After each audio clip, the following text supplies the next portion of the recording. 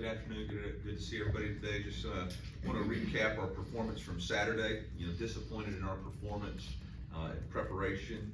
It starts with myself and our coaching staff and our players, and we all take full responsibility for not playing to our full capabilities as a team. And that starts with me. Had a slow start on both sides of the ball. Third downs were incredibly critical in the first half on both sides. Their ability to convert, our inability to get off the field, and our ability not to run the ball and or stop the run.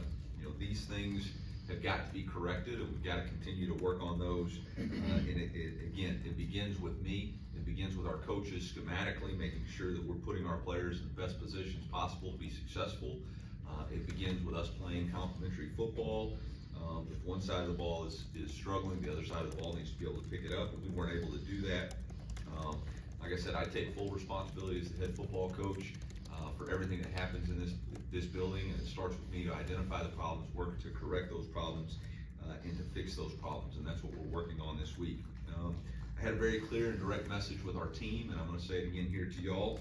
One bad day doesn't define our team or our season. Our response will. There's going to be bad days. You're going to have, you're not always going to have peak performance as much as we would like to. It doesn't have to define us, but we do have to respond, and we do have to respond in a better manner. In how we respond will define who we are as a team and what kind of character we have as a program. The second thing I told them is ignore the noise. There's always going to be narratives. There's always going to be criticisms. There's always going to be opportunities to point the finger. That really doesn't have anything to do with us. Our opportunity is to respond, ignore the noise, embrace the brotherhood. The best always tell themselves the truth. You have to tell yourself the truth of your performance on Saturday. You have to take responsibility for that, and you have to find a way to beat UMass. And that's really the focus for us the rest of this week is how do we have, how do we improve and find a way to beat UMass? And that's going to be a difficult challenge. They're better than their 1-4 record. I think Coach Brown is instilling in those guys a competitive nature. They've had to lead in their 4 losses. They've had to lead in the third and fourth quarter. In the one game that they did not, the one game they did not have the win in the lead in the fourth quarter, it was a 1-possession game with the ball in the fourth quarter. So they're clearly learning what coach is trying to instill in them. They have talented players on both sides of the ball.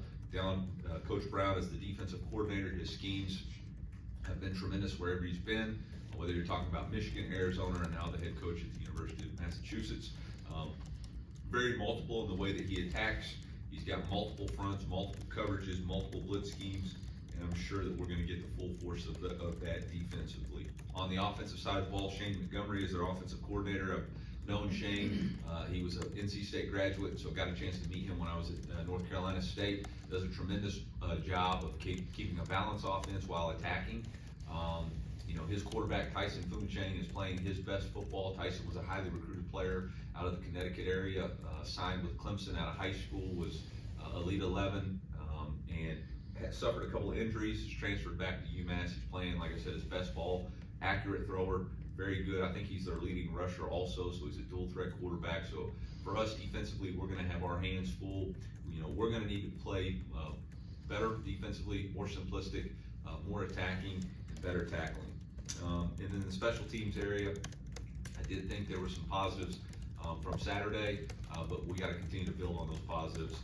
And then, like I said, we're going to have our hands full in a unique environment.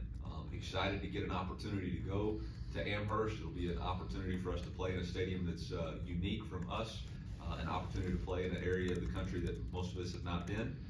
And so I think it'll be a cool experience and one that our players will find enjoyment and satisfaction in being able to take on that challenge. So with that, I'll open it up for questions. Eli, along the lines of what you said at the beginning, when you look back specifically at the defensive film, was that execution errors? Was that a schematic game plan issue going in, especially based on maybe the quarterback you anticipated playing? Yeah, I'll refer back. I think we all take responsibility for the issues on Saturday. Schematically and execution-wise, at the end of the day, it falls on my shoulders to make sure it's better. And our focus is leading up to UMass. We make no excuses about it. Shouldn't have mattered who was playing the quarterback position. We should have been better, and we need to focus this week on stopping this quarterback and figuring out our scheme so that we can execute at a higher level. Well, do you find that your team, you kind of talked about that response, do you find that your team responds best to that foxhole mentality kind of thought process? Yeah, I don't know. We haven't had to face this challenge yet this year. You know, we're a program that I believe hadn't suffered a loss since last October. So, you know, it's an opportunity for this team to figure it out. You got new staff, new players. I know the way that I'm going to handle it. I know the way the guys that have been here know how I'm going to handle it. The sky is not falling. We had a poor performance. It doesn't have to define us. What we have to do is respond, and how you respond is do your job, focus on the core values that we've instilled, lean into your elite edge, energy, details, great emotional consistency, ignore the outside narrative, and come in here and go back to work. And it's really that simple. We all have a perfection dream, but that's not reality. So when you come up short, it doesn't have to define you. It just has to push you to grow. Just back to the defense for a second, what can you do to generate more pressure in the backfield there? It seemed like that was a little bit lacking on Saturday. It was obviously a lot lacking. I think it's a combination of getting better pass rush and creating better pass rush through schematics. So again, there's a lot of different things that we can do and challenge ourselves to do in order to be better, and that's what we'll do this week. Coach, on kind of the opposite side of that with allowing pressure, what's the level of concern with how much pressure Brady was under, and what are the steps you want to see with the line, especially maybe that left side? Yeah, I mean, I go back to, we all accept responsibility for the issues of Saturday. There was a lot of things that went bad. Our inability to get into an offensive rhythm because of our lack of execution on third downs. We were in predominantly third and long, which allows them to get into a heavy blitz package, contributed to the issues there. I'm not specifically concerned with any one side of the ball, or the left side or the right side. I'm concerned with, as the head football coach, making sure that our team is working to improve and making sure that our schemes put us in a better position for our players to execute. I'm not pointing the finger at any of those guys. So then is it a scheme thing with some of the pressure? No, it's when unable to get into a rhythm, we were unable to run the football, we were unable to establish a back and forth game because of the way that we started, which is, you know, what I said when we opened. We didn't start very good. Third downs contributed to them continually scoring and us not being able to answer that, which then allows them to pressure the quarterback because they don't have any fear for the run game. So, not pointing fingers at anybody other than myself.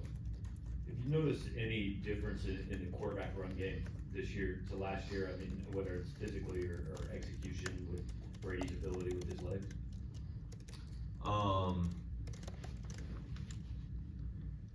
You know, the first third down of the game was a quarterback run that we, you know, just didn't quite get run the way we wanted to. But I thought Brady did a really good job of scrambling and creating first downs. One of them was called back in a penalty in the first half for illegal formation. But I haven't seen or noticed anything other than maybe we haven't been hyper-focused on doing that just because we've been giving Nate and Marcus those carries. But I do think it's something we can see more in the future just to give him more rhythm and get him into a better flow of the game. There are a lot of people who seem to be asking, are you comfortable, he's fully healthy and everything's okay physically with him? Yeah, I haven't seen anything. I've asked him. He's fully healthy. How did you feel like your guys responded vocally after that first loss? You said you haven't lost since October. This is another something to prove test for this team, but what did you like about what guys were saying in the locker room afterwards and now this week's practice? You know, it's always really tough in the locker room after a game because you come face to face with something that you never expect. You don't go into a game expecting that, and you really don't go into a game expecting the way it turned out. And so, the locker room's always a really tough place. But what gives me a lot of confidence in our football team and our staff is the way we handled ourselves after the game. There wasn't finger pointing. There was not assigning blame. There was no we call it BCD, blame, complain or defend poor performance. There was a responsibility accepting of, hey, I had ownership in this, and it starts with me, and we gotta work to improve. And that's how you bounce back, that's how you ignore the noise. You don't deflect, you don't place blame on anybody else, you take responsibility for it. Coach, when you say the responsibility of the game falls on your shoulders, what does that reflection process look like for you throughout the week, and how do you grow from games like that? Yeah, you look at everything. You look at preparation, the travel, the practice plans. I think you have to be steady in your approach and understand that, again, one bad day doesn't define a season, and the people who I think run into the most trouble are the ones who jerk the steering wheel too fast. You know, a slight adjustment can change the direction and angle of a football team, and so I think what we have to look for is, what were the problems? Is there a deeper problem? Is there a one issue problem? What are the problems? How do we find solutions to those? And, you know, in all three phases, we identified a few problems. It's my job to enforce the accountability that those get fixed, and that's what we're gonna do. And the approach to reducing the penalties, especially those ones that wipe out first down or touchdown that are key penalties.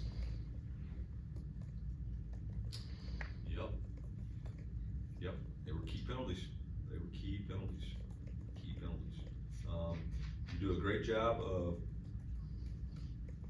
coaching the things that should be coached and ignoring the things that don't have to be coached. We have officials here on Wednesdays, and we have to do a better job of making sure that when those guys point out issues, we handle it. You know, offensive lineman not aligned on the line of scrimmage is a head coach issue, and so that's my responsibility.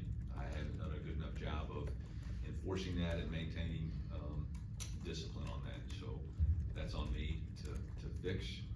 And the other ones, there you go. Coach, you guys had 3 design runs before you guys went down 17-0, so would there be more of a concerted effort to get the run game going sooner?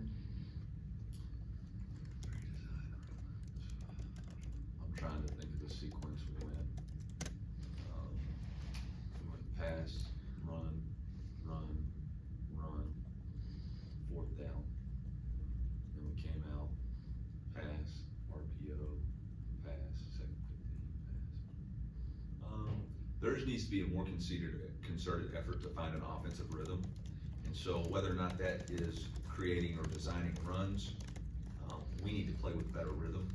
And looking back, you know, whether it's tempo runs, which I think we've been effective in, or design quarterback runs, it comes back to us finding our offensive identity, which is rhythm, attack, execute, playing with rhythm, controlling the tempo of the game, having an attacking style offense, which I thought the first play of the game was very attacking. We just gotta continue to capitalize on that. So, I don't specifically go back to the game plan and say, you know, there should have been a more concerted effort to find runs.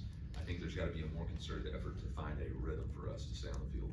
A lot of talk about how you respond after that game, but curious what you thought of the team's response to adversity in game and how you improved that going forward, assuming you didn't love the response you saw. Yeah, you know, again, I didn't see anything on the film, that told me we had a lack of effort. And I'm keenly aware to look for that, because that would tell me that there's a deeper issue. We did not respond, in either side of the ball with making the plays that we needed to, which again goes back to, did we put those guys in the right situations on offense or defense, which is my responsibility. And we just weren't able to land that counter punch. I thought we did, you know, obviously, but it got taken off the board. And again, we have to respond in a better manner. I think we all see that, recognize that, take responsibility for that. Coach, it seemed like there was more of a split between Toriano and Nick Deloach at that corner spot in the past games. Was that, a one-off thing, or are you expecting a little more competition? I expect more competition from every position on our football team, because at the at the end of the whole thing, number one core value is always compete. And if we're not playing at the level we wanna play, then everybody else has gotta compete. We have to compete as coaches in order to, raise the level that we wanna play at. So maybe going back to, Gabe's question, you know, I thought Jalen Marshall came in the third quarter and made a couple of really nice plays for us defensively, which helped us secure the run game. I think Nick Deloach and Toriano have done a better job rotating and competing. And I think you're gonna see that more and more because we need to compete to get the best out of our team. Eli, kind of on a similar note of what you were talking about with the offense needing to do a better job of getting to rhythm to establish that identity. Yep. What have you seen from all three phases that they have done consistently well that you think you can build an identity off of? Yeah, I mean, I think, from the special teams unit, we've consistently covered kicks really well. You look at our return, our coverage units, I think those guys have done an excellent job. I think Luke's punting the ball at a really high level. I think our, kicking game is growing in its consistency. Defensively, I think we've got some challenges there to bounce back from last week, and again, we'll have to decide what that is moving forward. I think we've always been a team that prides ourselves on being an attacking style football team, and we've got to get back to that. Offensively, I know we can run the football. I know we can run the football effectively, and we've got to be able to be explosive vertically down the field. And so, we got to figure out how to continue to run the football to force people to defend us, which allows us to create explosive pass plays. And we just weren't able to do that Saturday, and we'll get back to it. Coach, it seemed like the broadcast was finding Luther on the sideline a lot because they have their way of going about things. But is that something that you have conversations with him or other guys about, just sideline demeanor and that those things get picked up and what that can mean? It's the first I've heard of it. Yeah, I'll be honest, I ignore the noise. There's nobody on our team that's questioning Luther's motivation, drive, determination to help us win. I think everybody saw him compete for catches at the end of the game. I think we were all disappointed. I hope they didn't have a video of me on the sideline the entire game, because my facial expressions would have shown disappointment in our performance. But again, I ignore the outside narrative and noise, focus in on our team and what the beliefs of our team are. We believe what we believe about each other because we see what we see every day in this environment. And we're all competitors. If we all wanted it to be different, it wasn't. We created that issue. So it's our job to respond this week.